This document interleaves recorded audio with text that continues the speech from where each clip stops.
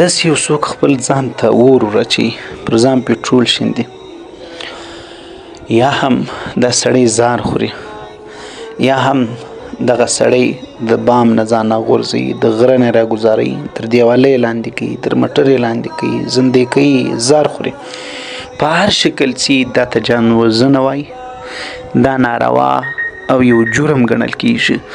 د اسلام له ښکلي او سپېڅلي دین له نګاه نه، د انساني حقوقو له نګاه نه، از روی بشریت او انسانیت، د اسلام د مبارک او سپېڅلي قانون د شریعت له نګاه نه، او دغه شانتې چې کوم قانون په وطن ملک علاقه کې له قانون له نګاه نه، له دې هر څه نه دا یو جرم دی، دا حرام کار دی، دا بد کار دی، دا جهالت دی، دا نیونتوب دی، دا خپل ځان جهنم تور پورې وهل دي. بس یوه لنډه لار ده د جهنم. په اسلام کې دا حرامه ده چې ته خپل ځان ووژنې، بلکې چې خدای نکرده یو مسلمان باندې بل څوک د وژلو کوشش کوي، پر تا د خپل ځان دفاع لازمه ده. تر خپله وسه او اخري سلګۍ پورې به ته د دې خپل ځان حفاظت کوې. دا در باندې فرض ده، لکه د لمونځ چې در باندې فرض دی، له دې لمانځه نه دا زیات در باندې فرض ده. زموږ ستاسو بعضې کسان هغه تاسو به ډېر لیدلي، یا د کورنۍ د خوا یو څه خبره درته پیښه سي، یا دا رنګه پر چاپور باندې څوک دیوالي سي، څوک څه به وسي، څوک څه به وسي، څوک اقتصادي د ستونزو د وجې خلکو ځانونه راځړولي، او نو میډیا یو څو ورځې په رنګینه وي، او نو موږ ورته په دې سترګه ګورو چې یاره څه توپان یې کړي دي. هېڅ توپان نه، جهالت دی، ناپوهي ده، خپل ځان یې جهنم تور پورې وي. نور هېڅ نه دی. نو که ښایسته ځوان دی، که بدرنګه ځوان دی، که پنډ و، که نری و، که چا و، که ننګر و، که زړور و، که بې غیرت و، که ښه و، که بد و، دغه سړي دا کارنامه کړې ده. زما ګرانو عزتمند ورونو، په اسلام کې دا ځان وژنه په هر شکل چې سخت ګناه او لوی جرم او حرام کار دی. رسول الله مبارک فرمایي، د صحیح بخاري حدیث دی، څوک چې خپل ځان ووژني، په کوم شکل یو سړی راولاړ سو، ټک ټک په دې خپل سر باندې، په دې خپل وجود یې ټکان وکړ، ویې وژي. یو سړی راولاړ سو، د غره نه ځان راګوزار کړي. یو سړی راولاړ سو، په کب سې ځان زنده کړي. یو سړی راولاړ سو، زار یې وخوړل. رسول الله مبارک فرمایي، په همغه طریقه، په همغه شکل به دی دوزخ ته داخل سي. سټیم په ورځ د عقوبه، سټیم دا سړی دوزخي دی، الله رب العزت به جهنم ته داخل کړي. دې سړی دا د خدای دا بدن د الله رب العزت درکول سوی امانت دی، د دې دپاره نه دی چې ته ځان نازندی کړې. که ته وایې خو سختي ده، نو سختي په انبیاو نه دي راغلي. یونس علیه السلام دعا چیرته ویلې؟ ولا اله الا انت سبحانک انی کنت من الظالمین. ته په حدیثو کې د هغه سختیو په باره کې هغه ثوابونه خالي وګوره چې سختي در باندې راسي، د پور په شکل وي، مثال د ناجوړي په شکل وي. ایوب علیه السلام څو ټیم ناجوړ و، څومره سختې ناجوړي پر تېرې شوې، څه چې قریبان دوستان متعلقین و ټولو لاس ور پرېښو، ویل که ته د خدای نبي وې، پر تا به دومره سخت امتحان راتلی. فقط یوه رحمت بیبي یې ښځه وله چې هغه ورته وي چې بس خاوند دی. زما ګرانو عزتمند ورونو، لږ خو د هغه نه لږ درس واخلئ. یوسف علیه السلام څومره ښایسته و، د دنیا نیم ښایست الله رب العزت ورکړی و، ښایست یې د معجزې په شکل و. کله کله چې بیا هغه قدرتي ښایست ښکاره سو، وږی به مړېدی، لیکن د هغه باوجود تاسو د زندان کیسه هم راواخلئ، تاسو یې د ورونو د ساته او د کویتو راچولو کیسه هم راواخلئ، تاسو یې د خرڅېدلو کیسه هم راواخلئ، څومره لږ سختي به په راغلي. دغه رنګه تاسو د انبیاو ټولو ژوند، د رسول الله مبارک ژوند خو مطالعه کوئ. هغه خو الله رب العزت لقد کان لکم فی رسول الله اسوة حسنه د هر امت لپاره نبی نمونه ای. ته په دې نمونه کې وګورئ سختي پر راغلي دي کنه.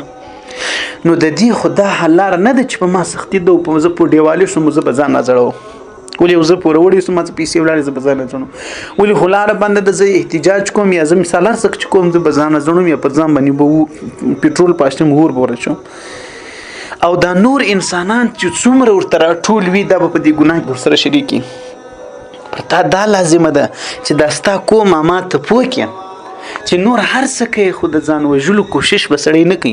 یو سړی د ځان وژلو کوشش وکړي، بچ هم سولو، بیا هم دا سړی په دومره جرم کې مبتلا دی لکه څنګه چې ځان وژنه کړي. ځکه ته یې پوره کوشش وکړي خپل ځان وژلو.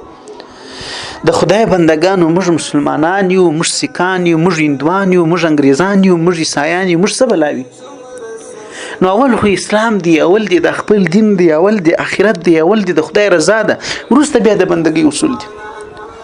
هغه په قرآن کریم کې چې د صبر کم آیاتونه راغلي دي، په قرآن کریم کې چې د ازمایښت کم آیاتونه راغلي دي، نو د هغه ځای خو به خامخا په انسان باندې په ژوند کې راځي. موږ دا نه غواړو، موږ دومره ټینګان نه یو چې الله رب العزت په موږ مریضي راولي. مثال درته هم که نه دغه توان له موږ سره نشته، خو چې کله راغله بیا د خدای فیصله ده، بس بیا پر سر سترګو باندې بیا هغه لارې چارې هغه نه دي در باندې ناروا چې دغسې ته ځان په خلاصولی شي. کوشش وکړه، دوا وکړه، بل وکړه، دا نه چې ته پر ځان باندې پټرول واچوې. نو له دې وجې زما ګرانو عزتمند ورونو، زموږ ته په علاقه کې یو سړی راولاړ سوی دی، پر ځان یې پټرول اچولی دی. دا یو وار نه دی سوي، دا 2-3 واره سوي دي، او داسې ډېر کشران ښځې نر هغه راولاړ سوي ځان وژنې کړي. نو زموږ فیسبوک کې زموږ د سوشل پلیټفارمونه 2-3 ورځې د هغه په شیر کولو باندې رنګینې دي. دومره بد کار کړی دی چې ته باید پرتو کې نه دا چې ته یو دای کار کړی وایي ظلم ورسره وسو. د ظلم یوازې دا لار ده ګرانو عزتمند ورونو، دا یوازې دا نه چې دا یو حرام ناجایزه کار دی د شریعت له نګاه نه، دا په انساني حقوقو کې او په قانون کې یو جرم ګڼل کېږي. ولې؟ ځکه د دې نه د معاشره، د ټولنه، د ماشومان، د هر څه غلط تاثیرات ځینې اخلي. د ماشوم په زړه کې هم دا ورګرځي، د کشر یو د ناپوهه نادان په زړه کې هم دا ورګرځي چې سبا چې له ما سره خپلوان خپل قریب او ماته یو خبر وکړي چې هغه د په مزغو کې نه راځي، یا وډزاوي یا ووایي، مثال دی یو شي سره راګرځي، نو دی به ځان به راځړي. د دې دغه لار ده. په دې ټولنه کې خو بیا موږ د دې دعوت ورکوو خلکو ته. له دې وجې دا د هرنګه نګاه نه یو بد کار ګڼل کېږي. او بل د دې لار حل دا نه دی. نو په دې باندې کار وسو چې تا پر سر پټرول واچول. دا په سیاسي اړخو کې بعضې وخت کې د نورې دنیا د سترګو ډالولو لپاره خلک کوي د سیاسي اړخه. اما لیکن په بعضې ځایو کې که سوي دي، مثال هغه چې بس تا دغه یې چپه کړي، مثال هغه دغه یې بدل کړي، یعنی چې کوم دغه وخت د حکومت یا هر څه چې، خو دا نه معنا چې زما سره ظلم کېږي نو زه به ځان ته اور واچوم. چې هر څه یې کړي هغه هم ناروا کړي دي، چې هر څه ورسره وسي د هغه هم ناروا او ناجایزه کار کړي دي. نو په دې وجه زما ګرانو عزتمند ورونو، خدای دې وکړي چې په دې خبرو موږ ته پوه سوي یو، د آینده لپاره د دغسې پیښو څخه ځان وساتو، موږ خپل اولاد پوه کړو، موږ خپله ټولنه پوه کړو، موږ خپله معاشره پوه کړو.